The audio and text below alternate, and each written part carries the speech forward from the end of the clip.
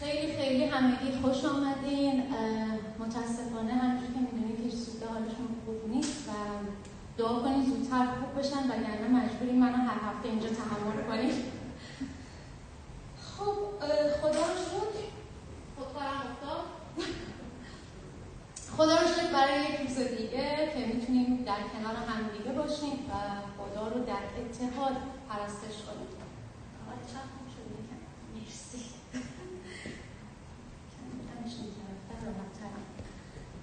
خب اول قرنتیان فصل 13 آیه 13 آیه معروفی هست، میگه خلاصه این سه چیز باقی میماند: ایمان، امید، محبت، ولی بزرگترین اینها محبت است. کتاب مقدس میگه محبت بالاتر از هر چیز هست. حالا سوال اینه که به نظر شما چرا محبت جایگاه مهم و بالایی تو زندگی ما مسیحی‌ها داره؟ حالا شده این سوال رو از خودتون بپرسین؟ میتونیم جواب بدیم چون محبت معتبرترین محک برای آزمودن مشارکت و فرزندخواندگی ما مسیحی‌ها هست. و سوال دیگه اینه اصلا چرا باید محبت معتبرترین محک برای آزمایش ایمان من باشه؟ دلیلش در اول یوحنا فصل 4 قسمت دوم آیه 8 هستش، میگه زیرا خدا محبته. آمین. حواسمون باشه ما نمیگیم که محبت خدا هستش، بلکه میگیم خدا محبته. یعنی محبت معرف خدا نیست، بلکه خدایی که معرف محبت هست. خدا محبته، خدا نوره. بنابراین محبت او مقدس و محبت او معرف قدوسیتش هست. خب بریم سر پاسخ به سوالمون که چرا محبت معتبرترین محک برای این هست که ما فرزندخوانده خداوند هستیم. چون خدا محبته و محبت اساس هستی خدا و ذات او هست. اگر از طریق ایمان به مسیح با خدا متحد شدیم، در ذات او سهیم هستیم. اینو قبول داریم؟ آمین. آمین.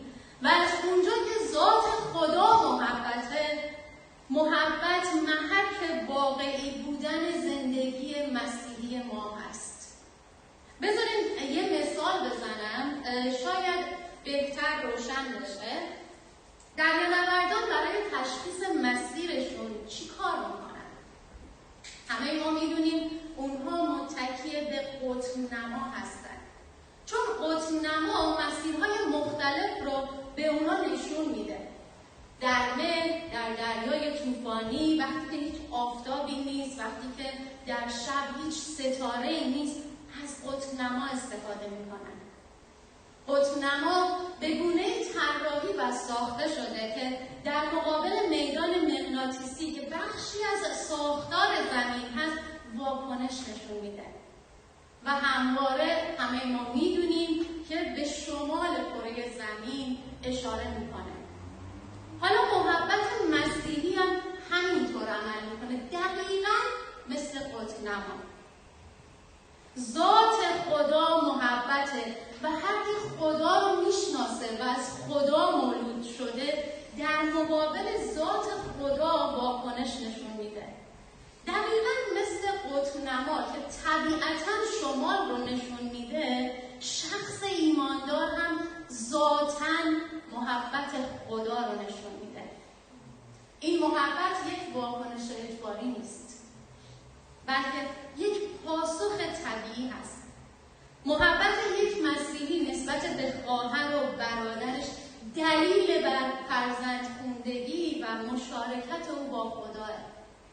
در اول یوحنا فصل 4 3 آیه داریم، آیات 7، 11 و 12. یوحنا اینجا 3 بار ما رو تشویق میکنه که یکدیگر را محبت کنیم. شاید سوال پیش بیاد که چطوری محبت کنیم؟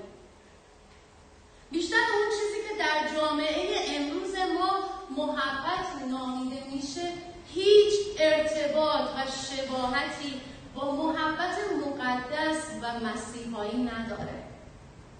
محبت مسیحی نوع خاصی از محبت هست، چون محبتی که از ذات خدا نشأت میگیره باید روحانی و مقدس باشه. محبت گفتیم معتبرترین معیار برای سنجش ایمان مسیحی من هست. چرا از طریق محبت باید ایمان من سنجیده بشه؟ حالا بهش فکر کردیم؟ گفتیم چون خدا محبته. یه نفر اینجا ابرو انداخت بالا، یعنی بهش فکر نکرده. و منم ادعا دارم که با خدا رابطه شخصی برقرار میکنم، پس الزاماً من باید اگر با خدا رابطه شخصی برقرار میکنم در زندگی خودم محبت خدا رو نشون بدم. من اگر ادعا میکنم که خدا رو میشناسم، یعنی با خدا یک رابطه عمیقی دارم و شناخت خدا هم یعنی رابطه داشتن با خدا. اگر با خدا رابطه عمیقی داشته باشم یعنی عمیقاً محبت خدا رو نسبت به خودم درک کردم. پس حالا اگر که من این محبت رو درک کردم، باید بتونم به دیگران، به شما این محبت رو نشون بدم.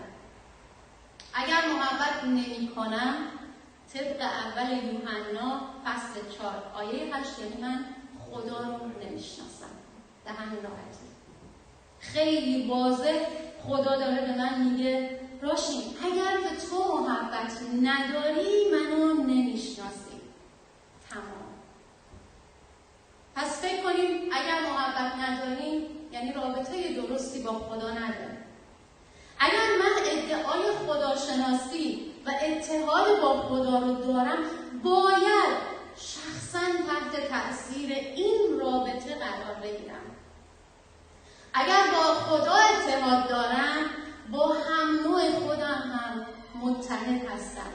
با شما که خواهر و برادر ایمانی من در کلیسا هستیم، باید متحد باشم.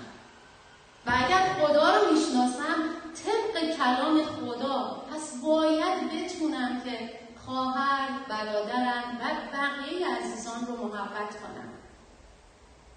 باید نه تنها در سخن گفتن بلکه در عمل با انسان‌های دیگه رابطه محبت آمیز داشته باشم.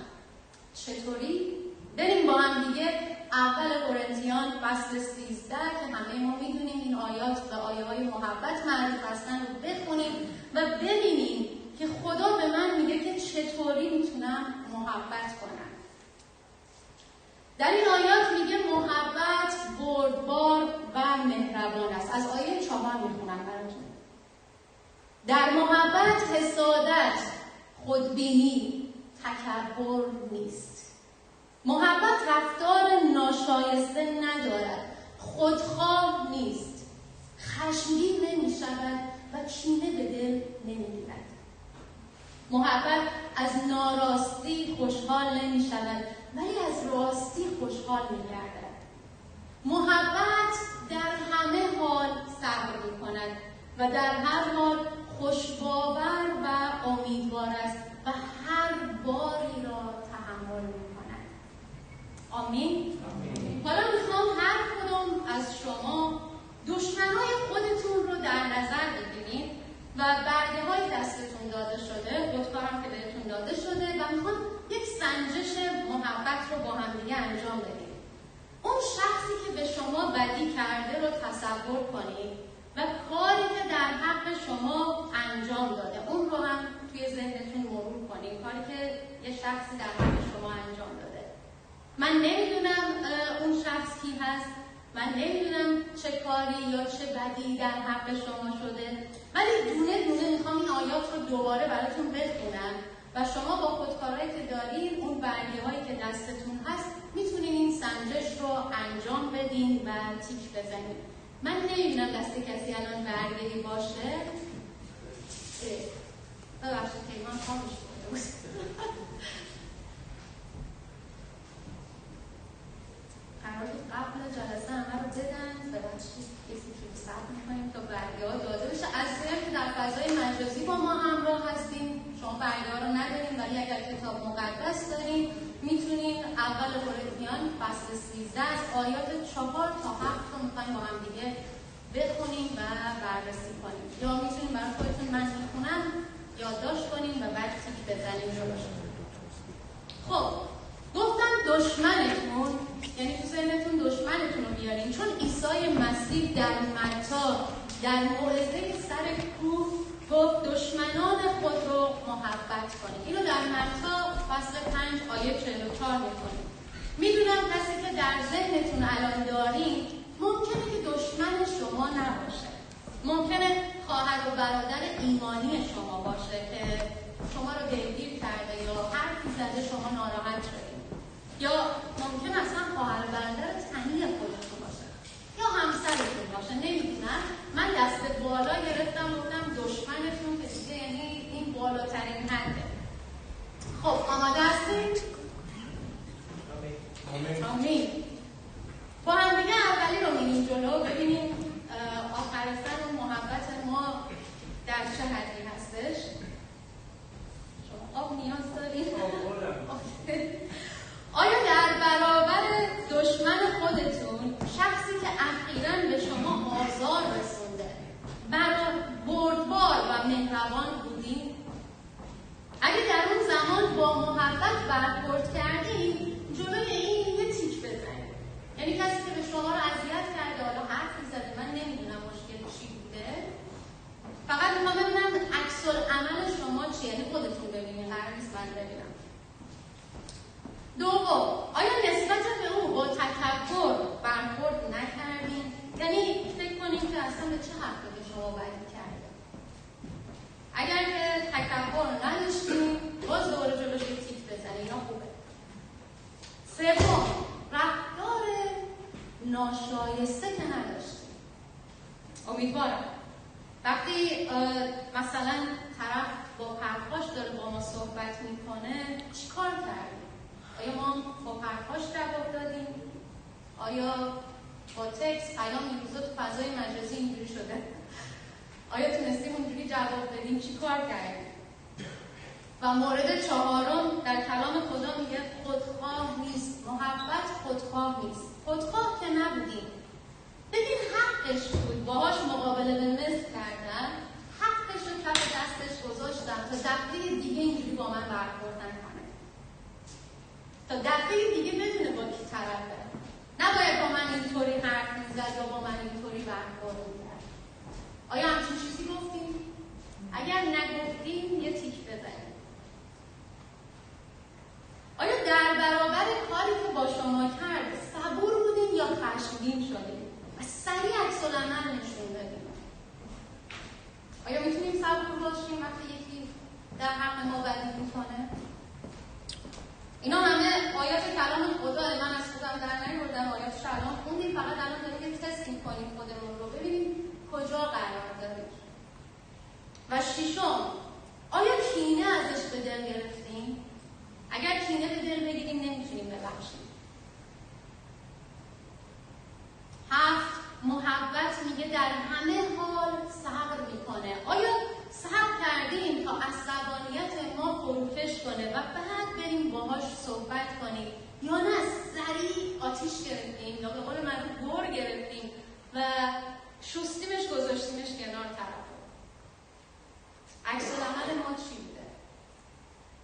8. نکته محبت از ناراستی. این هفتم بود. یه دونه جا انداختم. محبت از ناراستی خوشحال نمیشه. محبت از ناراستی، حالا از این کلام میخونم، محبت از ناراستی خوشحال نمیشود ولی از راستی شادمان میگردد. توی این زمینه هم میتونید خودتون رو بسنجید. آیا شما چطورید؟ آیا شما میگه از ناراستی خوشحال نمیشه؟ یه چیز اشتباهی به شما میگن، عکس‌العمل شما چیه؟ ولی وقتی حقیقت رو میشنویم میبینیم که شاد میشیم. ولی وقتی یکی به ما دروغ میگه، عکس‌العمل ما همیشه منفیه. درسته؟ دوست نداریم دروغ بشنویم. و بعدیش میگه محبت آیا بعد شماره 7 رو خوندم؟ آیا اگر انتقادی از شما کرده باورش کردین و امیدوار بودین که یا اون درست میگه یا شما و بعد میتونین برین باهاش صحبت کنین، حالا اگر مشکلی بوده یا سوء تفاهمی پیش اومده اون مشکل و سوء تفاهم رو حل کنین. عکس العمل شما چی بوده؟ و در آخر نهم، آیا اگر حق با شما بوده و اون شخص میگیریم کامل اشتباه کرده، مثلا اون شخص فرض کنید من کاملا اشتباه کردم، عکس العمل خوبی نداشتم نسبت به شما، اون موقع آیا شما میتونین متحمل بارهای من بشین؟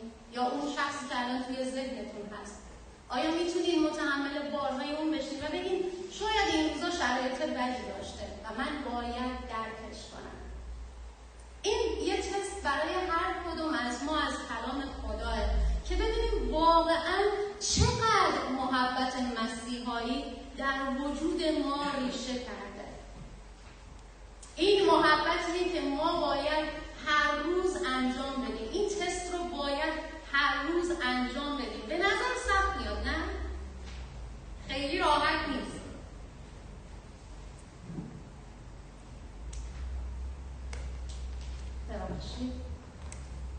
حالا ببینیم که محبت خدا نسبت به ما چطوری هستش.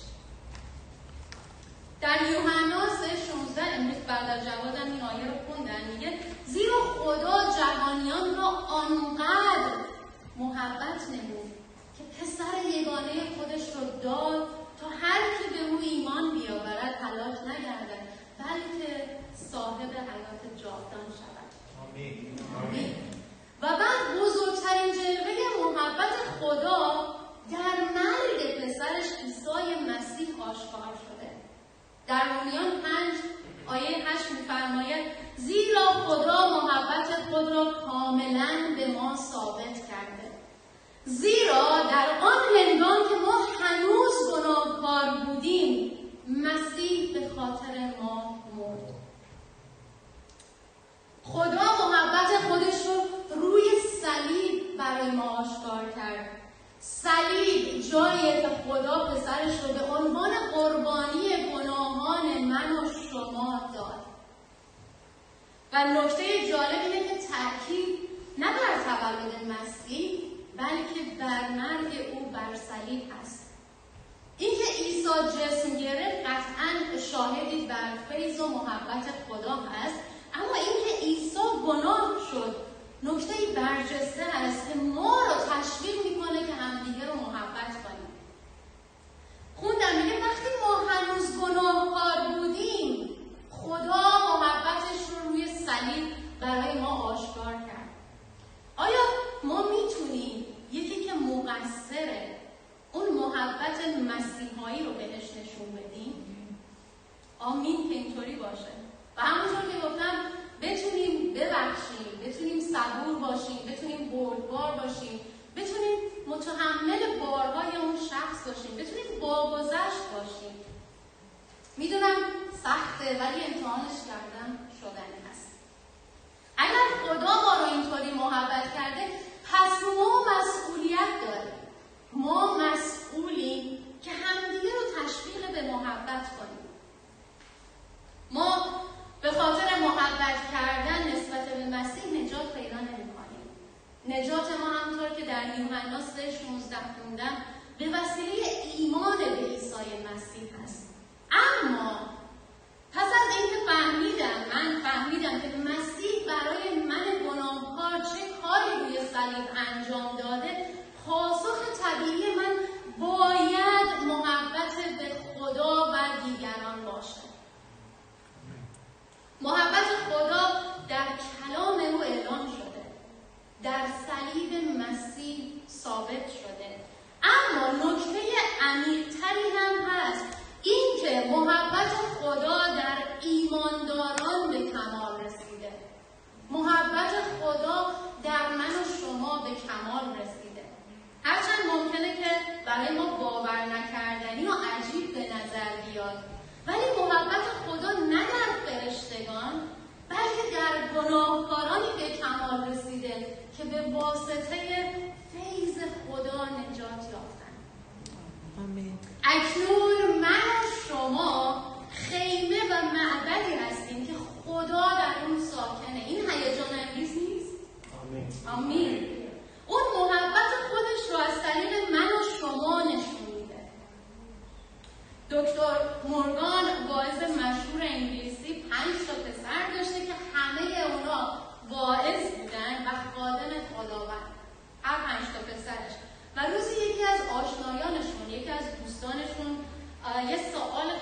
شخصی ازش میپرسه، بهش میگه بهترین باعث بین شما 6 نفر کیه؟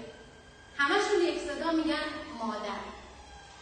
البته خانم مورگان هیچ وقت هیچ جا در هیچ مراسم کلیسایی موعظه نمی‌کرده، اما زندگی خانم مورگان موعظه بی‌وقفه در مورد محبت مسیح بوده.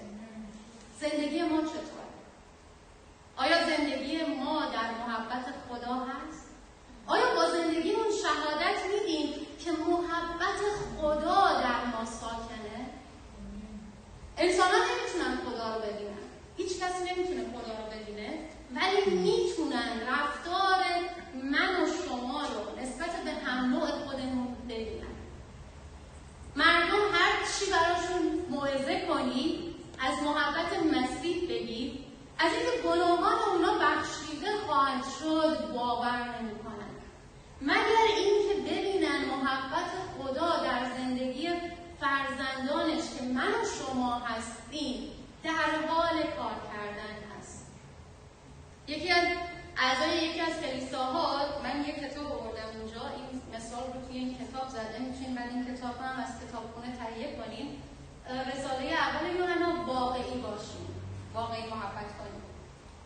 توی این کتاب نوشته بود که یکی از اعضای کلیسایی تعریف می‌کرده با یه زنی برخورد کرده که شوهرش رو ترک کرده بود و این زن تنها مونده بود و اون رو دعوتش میکنن که بیاد کلیسا و توی کلیسا بهش میگن خیلی اونجا بهت کمک میشه، بهت محبت میکنیم، عیسی مسیح تو رو خیلی دوست داره، ولی هیچ شخص اصلا قبول نمیکرده. هر چی که بهش میگفتن میگفته که نه من قبول نمیکنم همچین چیزی رو. بعد به اون شخص اطمینان میدن، میگه ما بهت اطمینان میدیم که ما تو رو دوست داریم و میخوایم کمکت کنیم. عیسی مسیح عاشق توه و جونش رو برای تو داده، ولی اون زن از جاش تکون نمیخوره.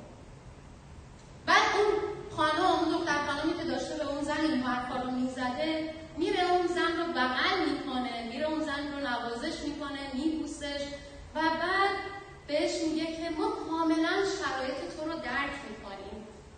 در اون لحظه که اون زن رو بغل میکنه، نوازشش میکنه، بغض زن میترکه و شروع میکنه به گریه کردن و بعد همراه اونا به کلیسا میره و بعداً شهادت میده، میگه شما به من گفتید که خدا منو دوست داره، خدا عاشق منه، ولی تا زمانی که محبت خدا رو عملاً به من نشون ندادین، من اصلا هیچ علاقه‌ای نداشتم که ایمان بیارم و اون نجات رو دریافت کنم و منم اون محبت رو دریافت کنم.